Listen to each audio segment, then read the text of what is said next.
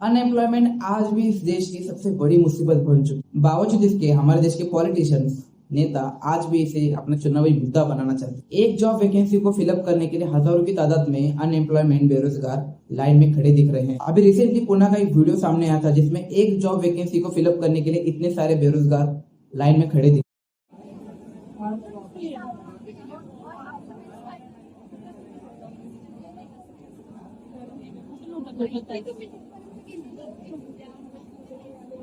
और जिस जॉब को पाने के लिए वो लाइन में खड़े थे उसकी सैलरी सिर्फ 15,000 रुपए थी। ये हकीकत है आज के टाइम के इस देश में। अगर कोई फ्रेशर एक जॉब को पाने के लिए किसी कंपनी में अपना रिज्यूमे डालता है, किसी वैकेंसी को अप्लाई करता है, तो उससे स्टार्टिंग में 15,000, 10,000, 12,000 की सैलरी मिलती है। और उस 15,000, 12,000 की सैलरी में वो अपना घर बार छोड़ के किसी ऐसी नई सिटी में शिफ्ट हुआ होता है जिससे अपने पूरे महीने का खर्चा, अपने रूम का रेंट, अपना खाना पीना और कुछ पैसे बचा के उसे अपने घर में भी देने पड़ते हैं। और ऐसी लाइफ को जीने के लिए वो खुशी खुशी तैयार भी है, लेकिन बावजूद इसके उसे जॉब नहीं मिल रही। और इस सब का सॉल्यूशन निकालने के लिए हमारे देश के पॉलिटिशियंस इसे अपना चुनावी मुद्दा बना लेते हैं। और कुछ पॉलिटिशियंस तो इससे ऊपर बढ़ के एक mega event, mega job vacancy निकालते हैं जिसमें हजारों लाखों की तादाद में ग्रेजुएट पास आउट बेरोजगार उस जॉब को पाने की उम्मीद में वहां पे आते हैं। और किस प्रकार की जॉब्स होती है उस मेगा इवेंट में, जैसे कि कोई LIC का एजेंट हो या फिर किसी इंडस्ट्रियल एरिया का लेबर हो, तो इस प्रकार के जॉब्स वहां पे होते हैं। ऐसे जॉब को पाने के लिए आपको किसी मेगा इवेंट या फिर किसी मंत्री या संतरी के ऑर्गेनाइज इवेंट में जाने की कोई जरूरत नहीं है। वो मंत्री सिर्फ अपनी एडवर्टाइजमेंट करने के लिए, अपनी पॉपुलैरिटी बढ़ाने के लिए, हजारों लोगों के सामने अपनी पॉपुलैरिटी बढ़ाने के लिए ऐसे इवेंट को रखता है क्योंकि समाज में उसका एक नाम बन सके। लेकिन जिस प्रकार की जॉब्स वहाँ पे दी जाती है उस प्रकार की जॉब्स के लिए आपको वहां जाने की कोई जरूरत ही नहीं है।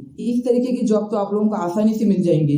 किसी भी इंडस्ट्रियल एरिया में लेबर का काम तो आपको कोई भी दे देगा। लेकिन जिस टाइप के जॉब के लिए हमारे सपने थे ना, हमारे स्कूल टाइम में, हमारे कॉलेज में, उस टाइप की जॉब हम लोग को नहीं मिल। एक ऐसी जॉब, एक ऐसा पोजीशन हम लोग चाहते थे। एक ग्रेजुएट पास आउट होने के बाद एक ऐसे पोजीशन में जाके जॉब करेंगे, हमारे मंथली इतनी सैलरी होगी, उस जॉब के दम पे हम खुद का घर खरीदेंगे, खुद की कार खरीदेंगे, खुद की बाइक खरीदेंगे, खुद की कहीं पे जमीन ले लेंगे। इस तरीके के जो सपने थे हम लोगों के, वो आज सिर्फ सपने ही रह गए। और क्या इस बेरोजगारी, अनएम्प्लॉयमेंट के पीछे सिर्फ सरकारी जिम्मेदार है? हम लोग नहीं।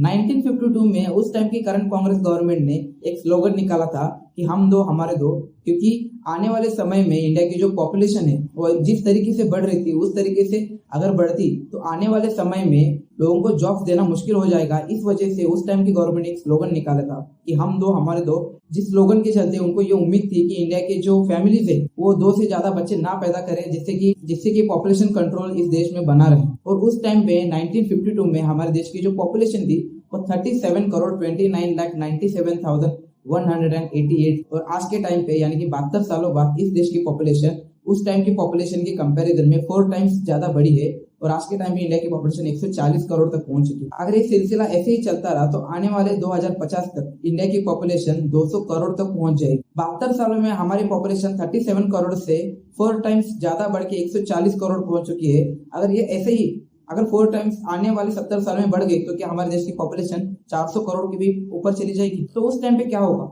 इस देश में खाने के लिए अनाज भी कम पड़ जाएगा, अनाज भी बाहर के देश से हमें इंपोर्ट करना पड़ेगा और लोगों को रहने के लिए जमीन भी कम पड़ जाएगी। सबसे बड़ा मुद्दा अगर कुछ है इस देश में अनएम्प्लॉयमेंट का सबसे बड़ा मुद्दा, तो वो इस देश की पॉपुलेशन है।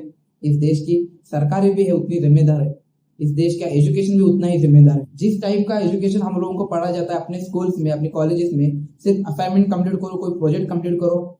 और जब हम किसी जॉब में एज अ फ्रेशर एप्लीकेशन डालते हैं तो हम लोगों को हमारी स्किल्स पूछी जाती है। जिस टाइप की पढ़ाई हम लोग अपने कॉलेज में, स्कूल में करे थे उसका वहाँ पे कोई इंपॉर्टेंट नहीं। हमारे देश में कुछ लोग आपको ऐसे भी मिल जाएंगे जिसने वो पढ़ा है, यानी कि मान लीजिए किसी ने बीकॉम पढ़ा है तो उससे अगर बीकॉम का फुल फॉर्म भी पूछे तो उसे वो भी नहीं पता। इस टाइप के ग्रेजुएट पास आउट आपको इस देश में भरे पड़े मिलेंगे।